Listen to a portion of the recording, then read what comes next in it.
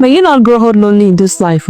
There is this old man who sleeps right outside my house, beside the security post. He would usually lay his big nylon sheet on the ground and passes the night there. And in the afternoons, he goes out to do his shoemaking work. But honestly, I doubt if he makes more than 1,000 naira a day. I cook a lot, so I sometimes pack meals for him. Other times, I give him money. And every time, he smiles with so much gratitude. I bet that smile hides years of pain, loneliness, and struggle. It is true that poverty actually ages people, but from his look, I can tell that man will be nothing less than 70 years old. So one day, curiosity got the better of me, and I asked about his family. He told me he had neither a wife nor a child. I asked about his extended family, and he said his parents had died a long time ago. So as we spoke, his voice broke, and I saw a tear drop from his eyes. And then this Baba said something. I only wish I had a wife or a child. He said it in pidgin. At that point, my heart really sank. I had so many questions. Why didn't you marry? If you choose this life, did circumstances push you here? But I swallowed all of them, because in that moment, I realized that the answers didn't matter anymore. He was a man in his final season of life, with no one to call his own, no one to sit with him, no one to carry his name forward, and no one to hold his hands when life finally says it is time. I decided from that day that as long as I live in that house, I will never let him go hungry. I will always share food, and I will always give him what I can. Then one morning around 5 a.m., I was leaving home to catch a flight at the airport. So as I walked past the security post, I saw him wrapped in his nylon sheets under the little shed he already made for himself. So what if one day this Baba sleeps and never wakes up? And then what? No wife to cry for him, no children to mourn him, no family to claim him, only the authorities arriving to carry his body away. And as I drove to the airport, I whispered a simple prayer to myself. Do not ever let me grow old alone. Do not let me do life alone. And please, never let me live my last days in penury. Because listen to me, you will not be young and agile forever. One day, your strength will fade and your bones will be weak. One day, your hands will wrinkle and your steps will slow down, and your heart will crave companionship more than wealth, more than achievement,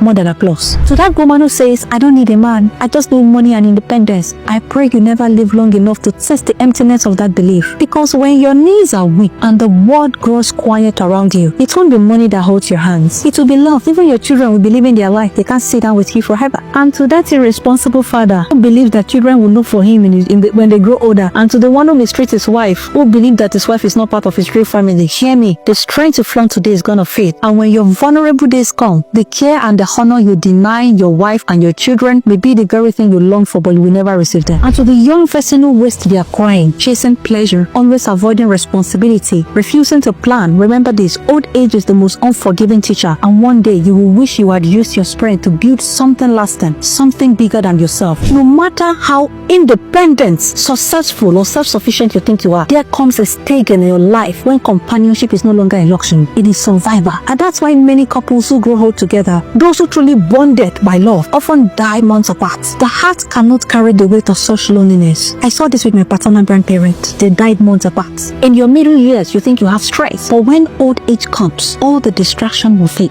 No more job titles, no business deals, no endless hustle, and in the stillness of the evening, one person will remain: who will sit with me, who will laugh with me, and who will hold my hands and call my name when the world grows silent. Yoruba used to say something, that's a Bara Lamhura. Life has seasons, and every season demands its own preparation. If you want a peaceful evening in life, you must build your afternoon with diligence, with discipline and intentionality. And at the end of it all, it won't be the titles, it won't be the wealth, it won't be the applause. What you will cleave to are the faces, voices, and memories, the people you chose to love and those who chose to love you back. So while you are young, choose wisely, live intentionally, and love deeply, because there is nothing more painful than growing old alone.